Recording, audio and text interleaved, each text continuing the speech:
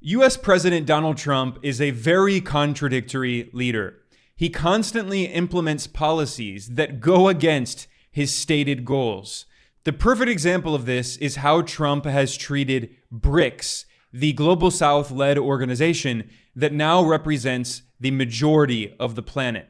Trump sees BRICS as a major threat to US global dominance, and in particular, the dominance of the US dollar as the global reserve currency. Trump has openly threatened members of BRICS to try to stop them from seeking alternatives to the US dollar. BRICS was set up to hurt us.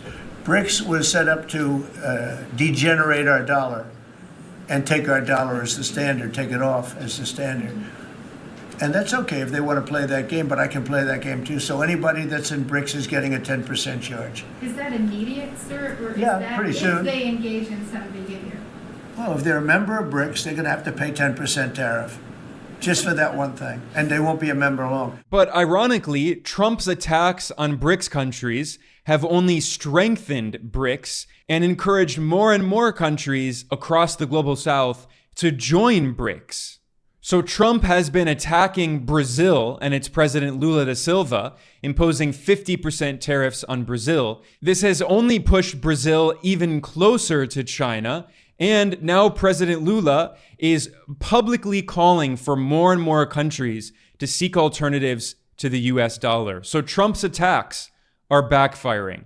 And today I'm going to talk about the situation in India, which is the I in BRICS. For years, the US government has pursued a strategy of trying to ally with India against China as part of an attempt to divide BRICS to isolate Beijing. And India was gradually moving closer to the US, but now Donald Trump has been attacking India, and Trump imposed 50% tariffs on India, which is one of the highest tariff rates in the entire world. Now, Trump is very arrogant, and he thinks that India has no other option but to go along with whatever the US wants. But we're in an increasingly multipolar world, and India does have other options. And immediately in response to Trump's very aggressive tariffs, what did India do? It reached out to China with an olive branch, and now New Delhi and Beijing have been improving their relations. So Trump is actually pushing India and China closer together, which again is the exact opposite of the strategy that the US government has been pursuing for well over a decade. And Trump himself, during his first term as US president from 2017 to 2021, had also been trying to pull India away from BRICS to improve relations with India. And hawkish neoconservative think tanks in Washington, D.C. have been saying very clearly that India and the US need to work together to combat China. The US managed to even bring India into the so-called Quadrilateral Security Dialogue, which is a group with the US, Japan, Australia, and India. And it was well known that the US brought together this group known as the Quad in order to try to isolate and weaken China in the Pacific region. But Trump's tariffs are undoing all of these efforts. So today I'm going to explain the complex geopolitical relations between the US and India, India and China, India and Russia, and the relations within BRICS itself. But before I do that, I want to explain what I think Trump is trying to do with these massive 50% tariffs that he has imposed on India. Now, Trump initially threatened 25% tariffs on India, and then he imposed another 25%, which he claimed was because India is buying oil from Russia, and he gave India 20 days to come to an agreement with the US in order to avoid these 50% tariffs.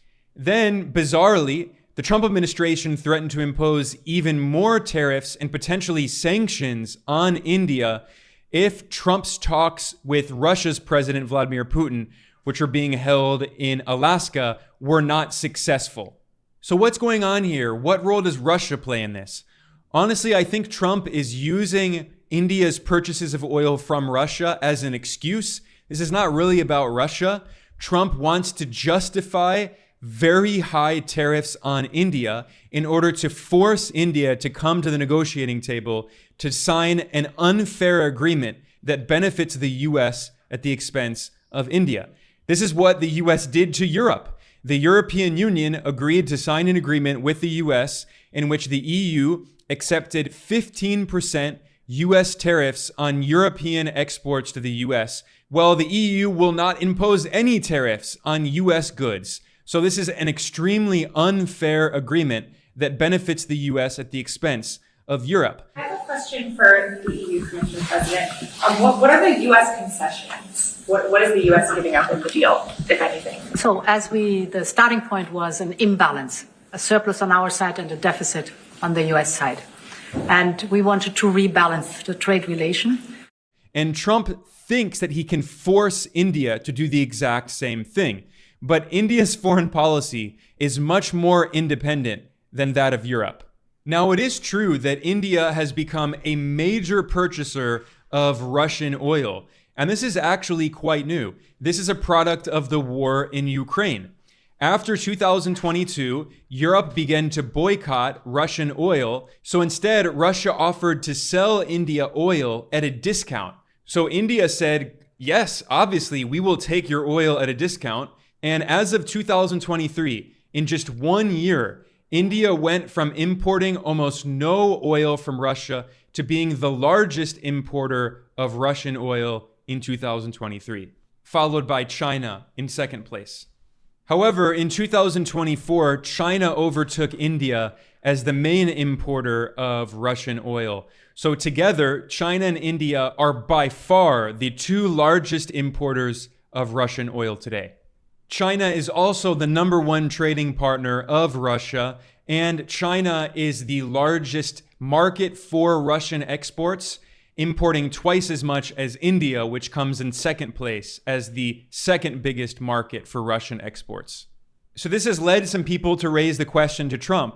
Wait, if you're putting 25% tariffs on India for buying oil from Russia, why are you not doing the same to China? Why is Trump not putting 25% tariffs on China? Because China actually now buys even more oil from Russia than India does. And the answer to that question is because this is not really about Russia. This is simply part of Trump's strategy to put maximum pressure on India to force it to sign a trade agreement with the US. By the way, I should also point out that it's deeply hypocritical for Western countries to criticize India for buying Russian oil. Because you know what are some of the top purchasers of Russia's enriched uranium and plutonium? They include the United States, Germany, and France. They need this Russian uranium and plutonium for their nuclear energy industry. So they criticize India, but they're doing the same thing. In fact, what's even more hypocritical is that India has become the largest exporter of fuel to Europe. And where is that fuel coming from? It's coming from Russia. This was reported by Bloomberg in 2023. It noted how, as India became the largest purchaser of Russian crude oil that year in 2023, India was refining, processing that crude oil, and then exporting clean fuel, in scare quotes, to Europe, but it came from Russia. So this was an indirect violation of Europe's own oil embargo of Russia. So clearly the Western countries are very hypocritical. And the point that I'm getting at here is that this is not really about Russia. The reason that Trump is imposing these high tariffs on India is not actually because India is buying oil from Russia. That's just the excuse that Trump is using. What Trump is really concerned about here is the large trade surplus that India has with the United States, which has been growing in recent years. The opposite of India's trade surplus is the US trade deficit, and Trump sees trade deficits as something bad, and he wants to reduce the US trade deficit, so he's using the threat of tariffs on India to force it to sign some kind of agreement. In fact, Trump's trade advisor, Peter Navarro, was asked this question: why is Trump not putting tariffs on China for buying oil from Russia? And his response was, we have over 50% tariffs on China, so we don't want to get to a point where we actually hurt ourselves. This was a very revealing comment because it made it clear that the Trump administration understands that if it continues to put higher and higher tariffs on China, it will actually backfire and hurt the US economy because the US imports some important technologies from China that it cannot import from any other country, unlike India. It's important to look at the significant differences in US trade with China and US trade with India. In 2024, US trade with China was $659 billion. That was 3 times as much as the US trade with India in the same year, which was $212 billion. And if you look at the specific goods that China exports to the US, you can see how the US is much more dependent on its trade with China than it is on its trade with India. The top Chinese exports to the US include cell phones, computers, batteries, semiconductors, many other technologies and machine parts. The US cannot replace these with products produced somewhere else. China is the world's manufacturing superpower, so China has a lot of leverage in its negotiations with the Trump administration. Moreover, China has responded to the aggressive US tariffs and sanctions and export restrictions with its own export restrictions. So China has prevented rare earths from being exported to the US. Rare earth magnets are very important for advanced technologies and military equipment. So this has caused significant damage to the US economy, and this is a significant card that China can play in its trade negotiations with the US. This is exactly why Trump's trade advisor, Peter Navarro, warned, quote, "We don't want to hurt ourselves," end quote. This was an implicit acknowledgement that China has significant leverage in these negotiations. US trade with India is very different. If you look at what India exports to the US, it's not as strategic as what China exports to the US, and it can be replaced.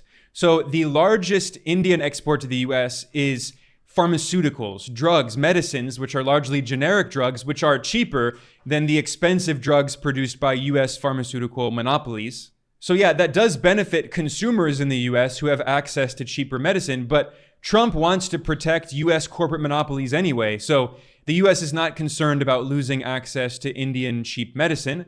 Another major Indian export to the US is diamonds. They can get diamonds from many other countries. India does export some electronics, some telecommunications products and phones to the US, but not nearly as many as China, and they're not as technologically advanced as China. So this is why India does not have as much leverage in its trade negotiations with the US as China does. Moreover, the United States is the #1 trading partner of India, and it's the #1 market for Indian exports. As of 2022, nearly 18% of Indian exports went to the United States. So Trump is betting on the idea that the US has all this leverage over India, and he can force New Delhi to sign a trade agreement that benefits the US at the expense of India. However, although India might not have the same economic leverage that China has, India does have some political cards it can play in these negotiations. And one of these is that India can improve its relations with China as a message to the US saying, fine, if you want to pressure us to divide BRICS, we're actually going to strengthen the unity of BRICS. And this is exactly what is happening. India and China have been improving their relations, especially after Trump initially announced these tariff threats on countries all around the world in April.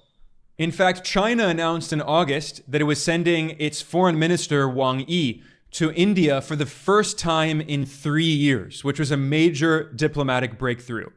India has also been deliberating proposals to encourage investment from China, especially from Chinese technology companies, because India wants to improve its manufacturing capabilities and move up the global value chain, and wants to bring in Chinese companies and encourage technology transfer to help it do so.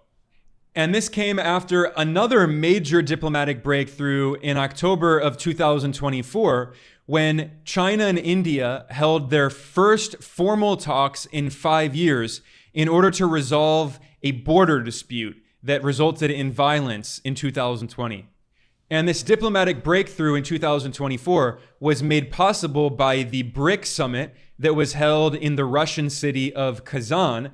And there were reports that Russia had been working to try to bring together China and India, because Russia has good relations with both India and China. So Russia was playing the role as a mediator to bring them together to encourage more unity inside BRICS. And now Trump's blatant economic attacks on India are only further encouraging New Delhi to improve its relations with Beijing and strengthen the unity within BRICS.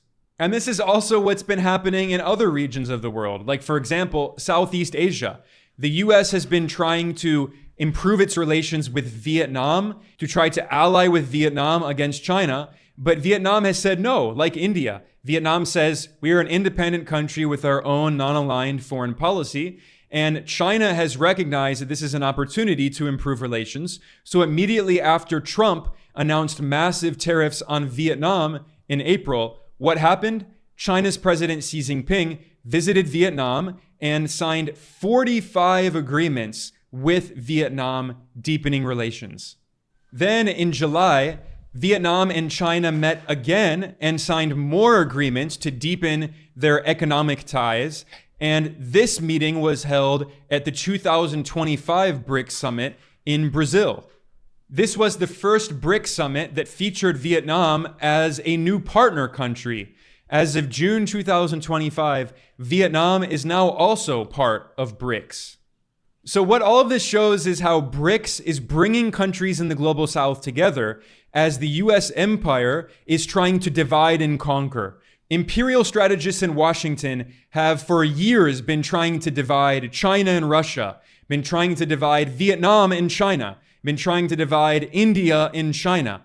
But what Trump is doing with these aggressive attacks on countries all around the world, with his tariffs, with his meddling, he's actually pushing all of these countries closer together and strengthening BRICS as a platform for the global south, which represents the majority of the global population. They are the global majority.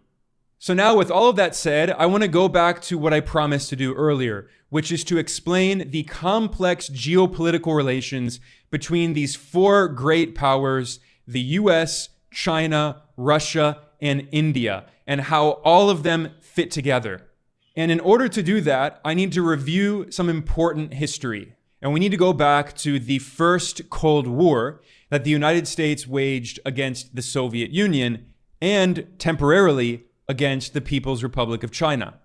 Before China had its socialist revolution in 1949, it was governed by the Nationalist Party, and China had technically been allied with the United States in World War II against the Japanese Empire.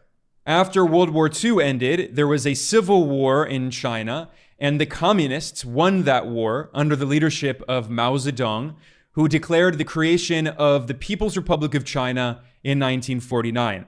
The US had very antagonistic relations with China throughout the 1950s and into the 1960s. However, in the 1960s, something very important happened, which was the Sino-Soviet split.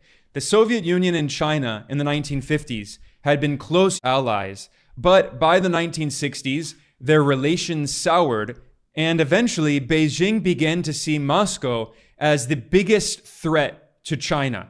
The United States saw this as the perfect opportunity to exploit the divisions between China and the Soviet Union. So in 1971, US National Security Advisor Henry Kissinger, a powerful imperial strategist, took a secret trip to China.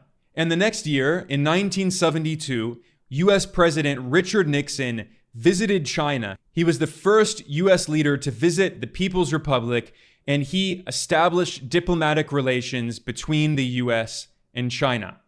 Essentially, what happened is that the United States and China allied together against the Soviet Union, their mutual adversary. However, this was always meant to be a temporary strategy.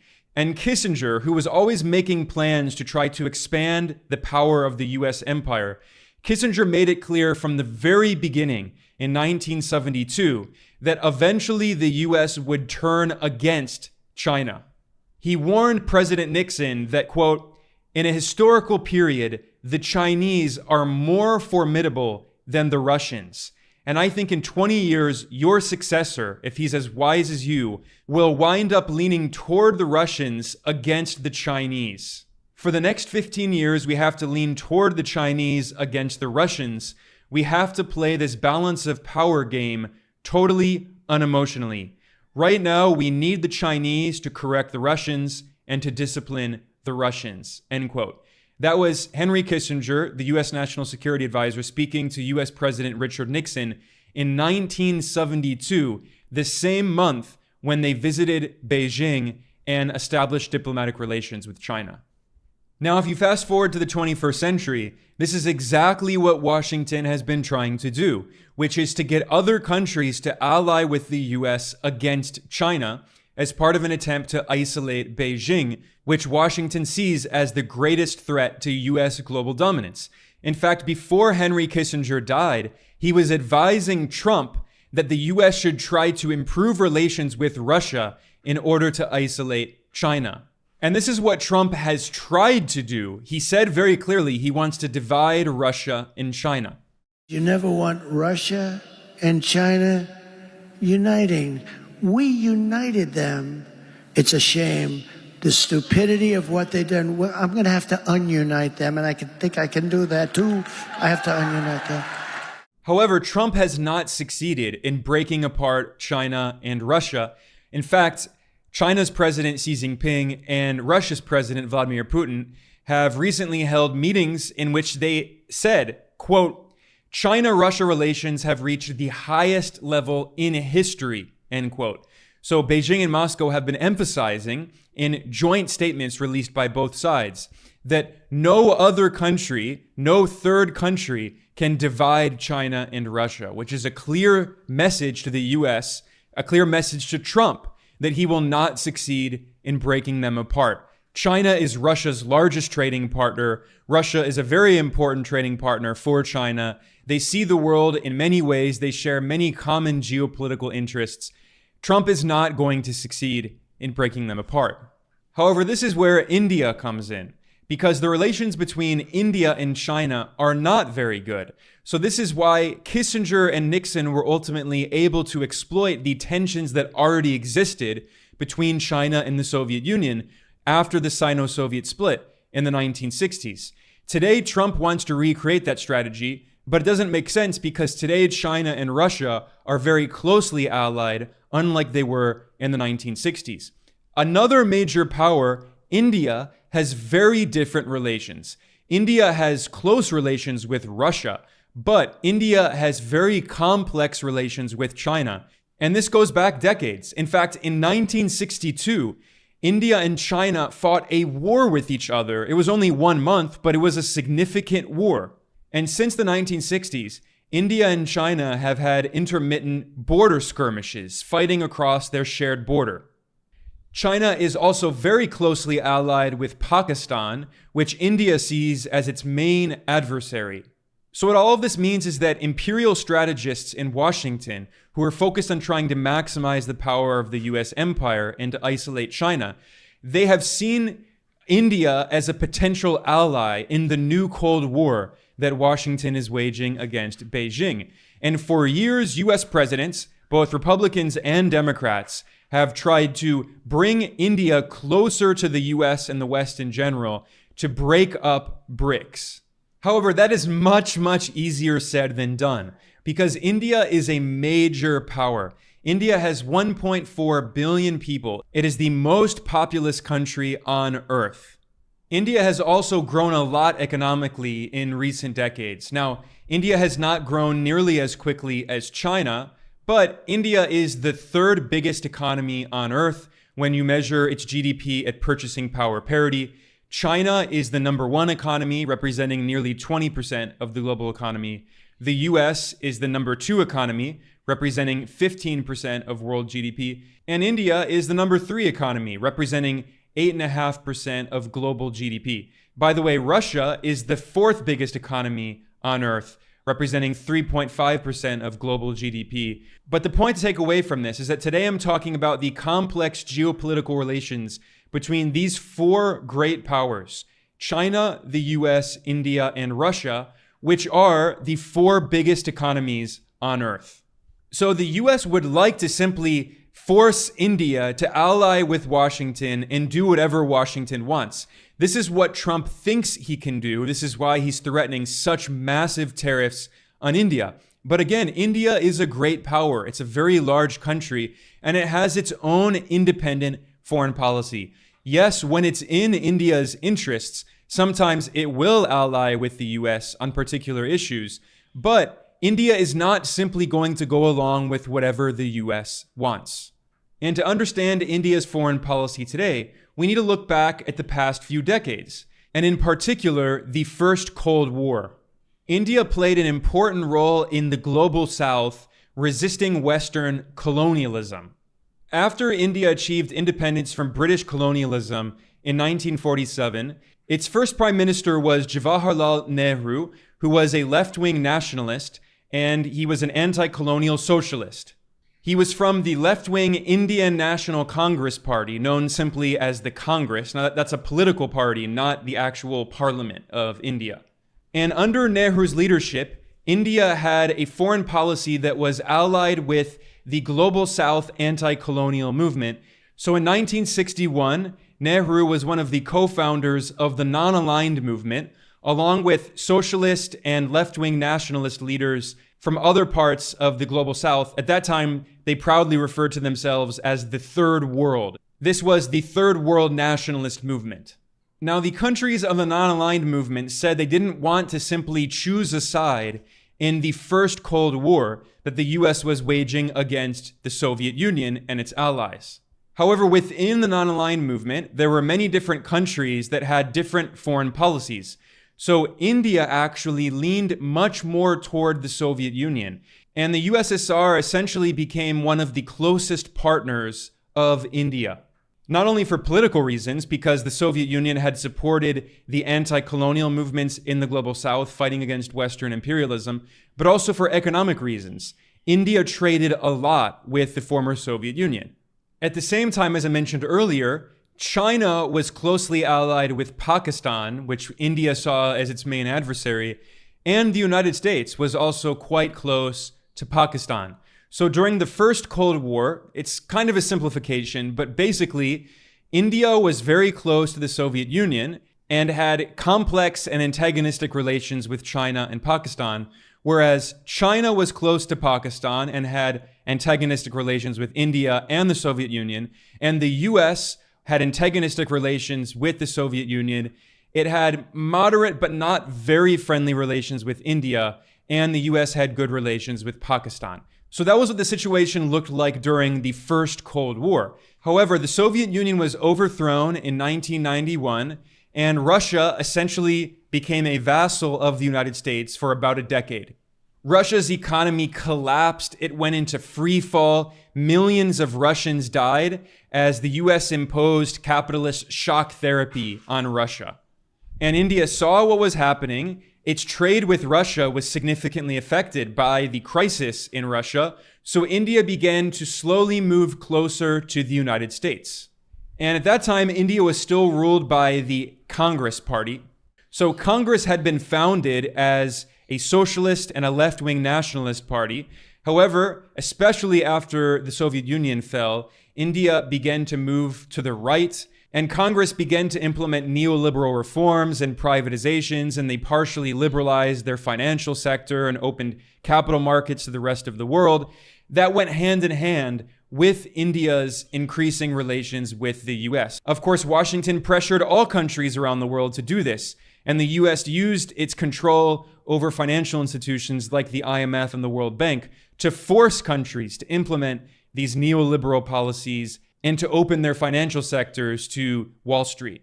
So India was not unique. It was part of many other countries, including South Africa, another member of BRICS, that did the same thing after the fall of apartheid. However, India never abandoned its commitment to the Global South. India still saw itself as the leader of the Global South, or what previously was known as the Third World. However, things began to change, especially in 2014. Another political party came to power. This was a right-wing Hindu nationalist party called BJP, and a new prime minister came to power named Narendra Modi. Modi is a longtime member of a far-right Hindu nationalist paramilitary group called the RSS, and his party, BJP, is the political arm of this RSS movement. And during British colonialism, the RSS collaborated with the British Empire against the independence movement, which was largely led by left-wing secular nationalists. And of course, the RSS is a right-wing theocratic organization that sees India as a Hindu state. They want to create what they call a Hindu Rashtra, a theocratic state. And that's why the RSS was opposed to the left-wing secular nationalist leaders of the Indian independence movement fighting against British colonialism. In fact, a funny historical irony is that the RSS collaborated with the Muslim League, which were the political forces that wanted to create a separate Muslim state, which is what happened in 1947 with partition, with the creation of Pakistan. So the RSS and its political arm, the BJP, have never been supportive of the global South struggle against colonialism and imperialism. And when Modi came to power as India's prime minister in 2014, he was the most pro-US leader in India's modern history. Now, when Modi came to power, the US president was Barack Obama, a Democrat, and the Democrats are supposedly a left-wing party, although in reality they are a centrist or even center-right party. They do not have left-wing policies, especially economic policies. They have some progressive cultural policies and social policies, but their economic policies are right-wing and neoliberal. But regardless, despite the social and cultural differences between the Democratic Party and the far-right BJP, this Hindu nationalist party in India, Obama and Modi were very close. The New York Times even published an article titled, "President Obama and India's Modi Forge an Unlikely Friendship." This is because the Obama administration was already focused on trying to contain China.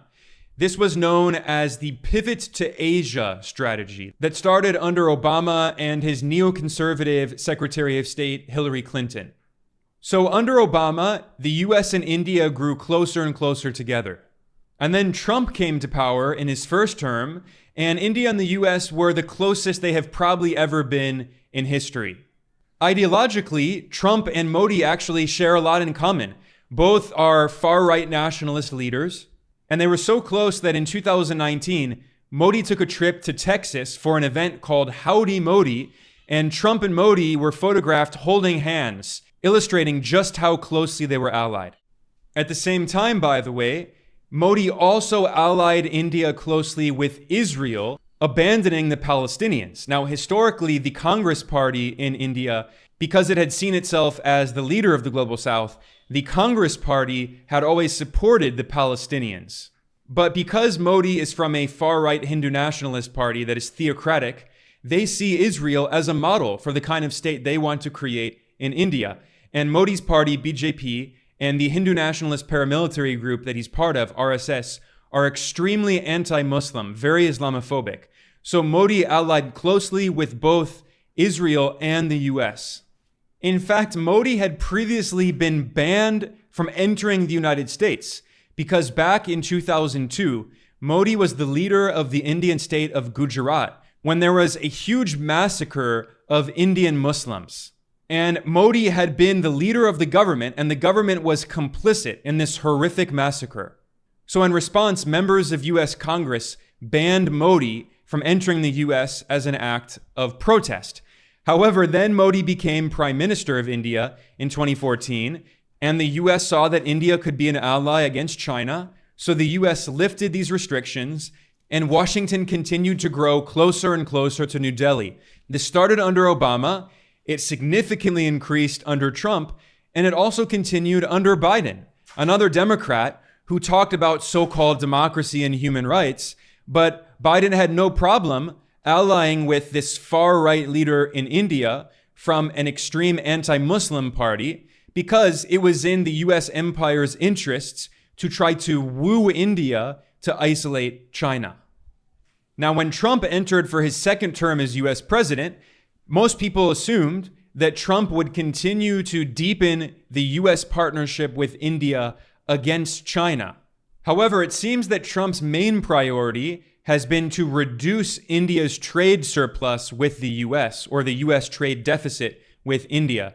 And that's why Trump is now imposing 50% tariffs on India to punish India, to try to force it to the negotiating table to sign a trade agreement with the US that benefits the US at the expense of India. However, as I emphasized earlier, India is a great power. It's not going to simply go along with whatever the US wants. It's not like Europe, which is now completely vassalized by the US. Despite the fact that Modi, in the past decade, has moved India closer and closer to the US, India does still have a non-aligned, independent foreign policy.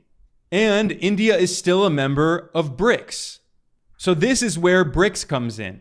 Modi is using BRICS as a card that India can play in response to Donald Trump's pressure. Modi can say to the US, fine, if you want to impose tariffs on us and pressure us, we are going to improve our relations with China. And to understand India's relations with the other countries in BRICS, I need to make an important point here about the history of BRICS. Now, this Global South-led organization was founded back in 2009. Originally, it was just BRIC, Brazil, Russia, India, and China. And then in 2010, South Africa was invited to join, and it became BRICS with the S. But when BRICS was founded, Modi was not prime minister. It was before Modi entered. The prime minister of India, who co-founded BRICS in 2009, was from the left-leaning Congress party. His name was Manmohan Singh. He was not from Modi's far-right party, BJP. In fact, Prime Minister Manmohan Singh hosted the BRICS summit in India's capital, New Delhi, in 2012. And at that time, the Indian media published articles explaining how, under Singh and the Congress Party, India was redirecting its foreign policy to the East, not focusing as much on the West. The reason I emphasize this point is because, again, it's important to understand that Modi comes from the far-right Hindu Nationalist Party, BJP, and its paramilitary arm, RSS. And they did not oppose British colonialism. They collaborated with the British Empire and opposed the left-wing secular nationalist leaders of the anti-colonial movement, who were from the Congress Party and also other parties. India had a big communist party, and there were many other parties and movements. So Modi and his Hindu nationalist movement were never very big supporters of BRICS, because BRICS has its origins really in the non-aligned movement, which was part of the Global South struggle against Western imperialism. However, as I've been repeatedly stressing here, India is a major power with its own independent foreign policy. So even though BJP is in general more pro-Western than Congress, just because the political party governing India changed doesn't mean that India's foreign policy completely changed. Furthermore, it's important to understand that in India, the diplomatic corps is supposed to be nonpartisan. India has a very serious, very professional diplomatic corps. It has civil servants who are trained in foreign affairs, and they're not supposed to be affiliated with any party. So this is why, even though Modi's domestic policies are very different from the domestic policies of the Congress Party, of the predecessors to Modi, the foreign policy of India has not changed super drastically. But one of those differences is that under Modi, New Delhi has been more skeptical of Global South-led organizations like BRICS. So obviously, I don't expect Modi to withdraw India from BRICS. He can continue to use India's membership as a diplomatic card, especially in response to US pressure. But a former top Indian diplomat named M.K. Bahadra Kumar did a very interesting interview in which he talked about how under Modi, the Indian government has significant reservations about BRICS. And I'm reading here from an article that was published by the website Naked Capitalism. In this interview, Bahadra Kumar was speaking with Professor Glenn Deason. Professor Deason asked this former Indian diplomat, quote, "If BRICS is an instrument for diversification to have a more multipolar economic system, how far is India willing to go to defend its position in BRICS? Because one often gets the impression that India's commitment is not among the strongest, end quote. And the response of MK Bahadur Kumar was, quote, "This is a brave wave of the Russians, BRICS idea, and then the Chinese. This is completely a doing of the Russians and the Chinese. India had nothing to do with it." He went on then saying, quote, "If BRICS has not gone in the direction of developing a new BRICS currency, Trump should give credit to India because it was India's opposition, India's reservation. India has no problem with SWIFT." SWIFT is the interbank messaging system that is dominated by the US. So continuing, I'm reading here from this Indian diplomat, quote, "India has no problem with SWIFT. India has no problem in trading with dollars. India is not fearing that its resources are going to be confiscated by the Americans. Whose problem is this?" Of course, he's saying that Russia and China are concerned about this, not India. And then finally, he said, quote, "India is interested in one aspect of it, which is to transfer the payment system to local currencies, because that is an entirely different matter. It is in giving a habitation and a name for India's currency in the world currency basket," end quote. Now, this interview is very revealing because what this top Indian diplomat is revealing is that it is China and Russia that are the main forces in BRICS pushing for de-dollarization. I would also add Brazil. He didn't mention Lula, but the left-wing leader of Brazil, Lula da Silva, is also very committed to de-dollarization and the creation of a more multipolar world. However, this top Indian diplomat made it clear that India, especially under Modi, but also even under the former Congress Party, India is not committed to challenging US imperialism. India is only interested in using its position in BRICS to advance its own interests. And one of those interests would be using India's currency, the rupee, in international trade and potentially international investment, giving more influence to India in the international financial system. But India is not willing to go out on a limb to challenge US global dominance, and in particular, the US dollar-dominated international financial system. Now, I wanted to end on that note because I think it's important to keep that in the back of our minds here, because we are seeing how Trump is pushing India to move a little closer to China with Trump's tariff threats. However, I don't think this will be a long-term phenomenon. I think this is a short-term and a medium-term development. India does want to improve its relations with China. India also wants to trade more with China. It wants more investment, especially from Chinese technology companies.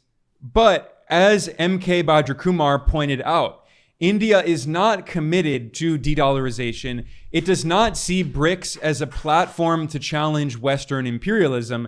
It simply sees BRICS as a platform to give more influence to India and maybe some other global South countries, but not as part of a larger anti-colonial project. So I think it's important to be realistic about what's happening in India right now. I don't expect India to go against the US, but what this does show is how India is still maintaining an independent, non-aligned foreign policy. The US wants India to go along with Washington and do whatever what Washington wants. That's not going to happen. India is a major power. It has 1.4 billion people. It's the third largest economy on earth. India is going to continue being India. When it's in India's interests, it will move closer to the US. When it's in India's interests, it will move closer to China. It will maintain its role in BRICS. It will still have good relations with Russia, as India has had for many decades. But with this analysis today, I wanted to explain the deep contradictions in Donald Trump's foreign policy, how he has a stated goal, but in reality, Trump's policies are in many ways going against Trump's stated goals. And he wants to divide BRICS, but in reality, he's continuing to strengthen BRICS. And like I said, India has a different view of what BRICS is about, but Trump's tariffs are only further reaffirming to diplomats in India why they should maintain their position in BRICS. They can use this in order to play both sides, like other countries are doing. Turkey is doing the same thing, playing both sides. Saudi Arabia is doing the same thing. The United Arab Emirates, which is now a full member of BRICS. The UAE is also playing both sides, sometimes working with the US, sometimes working with China and the BRICS countries. So this is the complex multipolar world that we're living in today. And if you want to understand all of the changes that are happening, you should definitely subscribe to our work here at Geopolitical Economy Report. I am Ben Norton. I am the editor-in-chief. Please like and subscribe. Please leave a comment below explaining what you thought about this analysis. Maybe you disagreed with it. Well, share your thoughts below in the comments. I want to thank everyone for joining me today. I will see you all next time.